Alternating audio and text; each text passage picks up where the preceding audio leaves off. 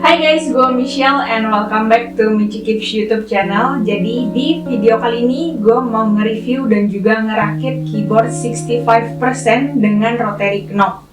Jadi yang udah seperti kalian lihat di judul video maupun di foto thumbnail YouTube gue kali ini, gue akan ngebahas tentang keyboard TM680 yang gue pesan ini warna pink. Selain warna pink, mereka juga memiliki beberapa warna lainnya seperti warna putih, milky white, smoky black, warna Tiffany, sama warna blacknya sendiri. Untuk keyboard ini sendiri gue beli kisaran total itu 802.000 dari Tokopedia Beruang Panda. Jadi daripada lama, kita mulai dari video unboxingnya aja yuk. Jadi pertama-tama yang akan kita dapat di dalam box hitam ini itu adalah buku panduan.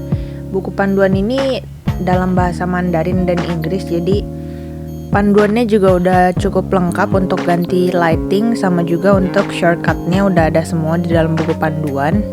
Setelah buku panduan, di sini juga terdapat kabel USB Type-C. Menurut gua kabelnya build-nya udah lumayan oke sih. Lalu setelah dicek kembali, ternyata barang yang ada di dalam cuma ada 3. Selain buku panduan dan kabel USB, terakhir ini si barebone keyboard TM680-nya sendiri. Lalu untuk case keyboard ini sendiri itu terbuat dari material plastik ABS, dimana lumayan oke untuk pemula punya keyboard. Selain itu sudah disupport sama si rotary knob-nya untuk volume, jadi kalau misalnya mau pause and play tinggal pencet aja si rotary knob-nya. Terus untuk bagian case belakangnya dan kiri kanannya ini udah ada underglow, jadi udah makin cantik deh. Oke, daripada lama kita mulai dari rakit keyboardnya yuk. Jadi yang pertama itu kita harus ngelepas si 7 baut di bagian atas case. Untuk buka case dari belakang gue saranin lebih berhati-hati, soalnya ini kan namanya plastik, bisa aja patah. Terus itu ada diffuser untuk RGB underglow-nya.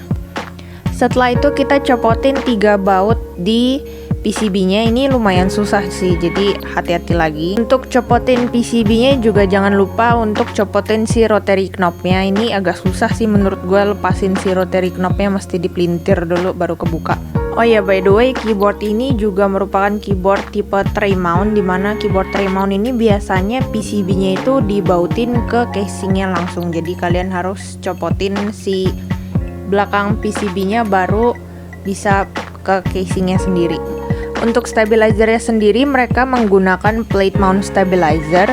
Di sini sebenarnya stabilizernya itu nggak apa-apa, udah bagus-bagus aja. Cuman gue punya stabilizer yang kemarin gue udah sempat pakai di keyboard lain. Itu stabilizer MKID X Lumia warna ice pink. Jadi gue akan gue tuker di keyboard yang ini biar nggak lama. Untuk modifikasi tahap pertama ini gue pakai yang namanya Eva Foam. Sebenarnya Eva Foam ini gue kurang tahu ketebalannya berapa. Menurut gue ini udah lumayan tebal. Jadi gue akan gunting menyesuaikan si casing belakangnya.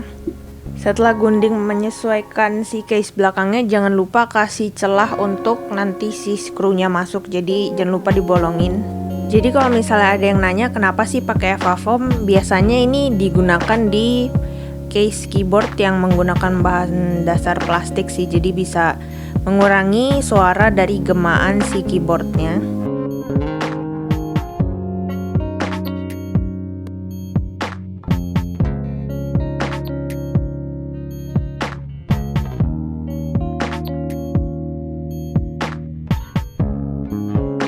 Lalu di tahap kedua gue tambahin sedikit tape untuk di bagian stabilizernya, biar stabilizernya itu nggak terlalu goyang banyak banget.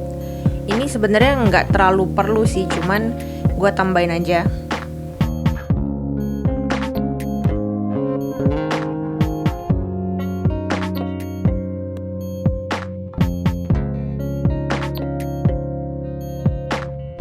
Ini dia penampakan stabilizer si MKID X Lumia yang warna ice pink yang tadi gue sebutin. Gue akan copotin dari keyboard ini lalu pindahin ke keyboard si TM680 ini.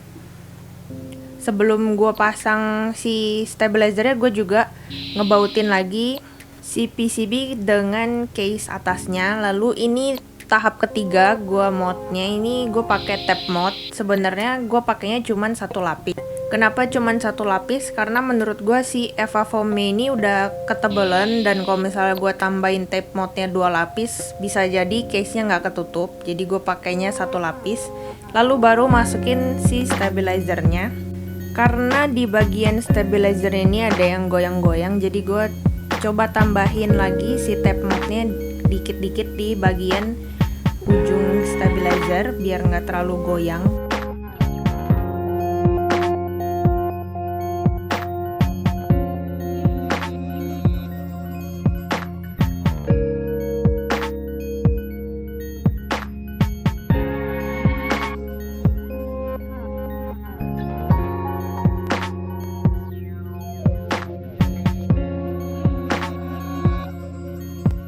Setelah semua stabilizer udah aman, tinggal dibautin kembali skrunya. Di sini gue cuman nge-screw 5 bagian, jadi untuk yang tengah gue nggak screw. Kenapa? Karena biar nggak terlalu stiff, jadi untuk ada sedikit fleksibel.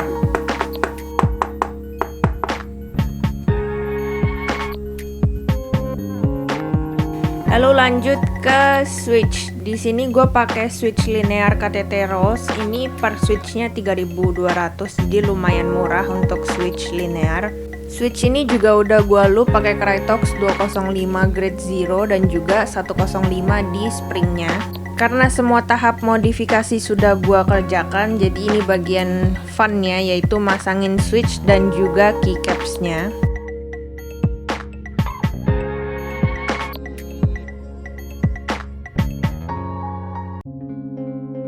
Sebelum gue pasang keycapsnya, gue mau nunjukin RGB dan juga underglow-nya kayak gimana.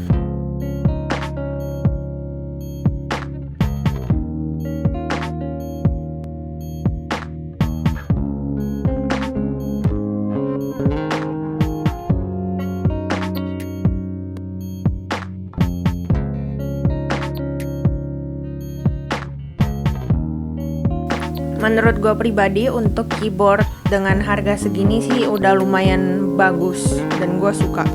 Dan untuk pemanis terakhir gue kasih keycaps dari Ducky SA Profile. Gue pengen coba lagi SA Profile ini karena sempet gak suka sih, cuman gue penasaran lagi feelnya kayak gimana kalau sekarang.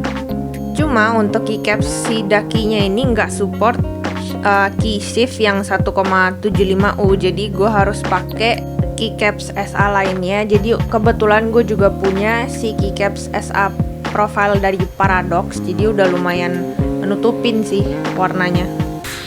Oke guys, jadi itu aja video yang gue share pada kali ini di kesempatan ngerakit dan juga nge-review si keyboard TM680 ini. Untuk kalian yang suka dengan video ini, jangan lupa di like, comment, dan subscribe. Juga kalau misal kalian punya input dan juga message yang bisa disampaikan ke gue, bisa langsung di kolom komentar di bawah.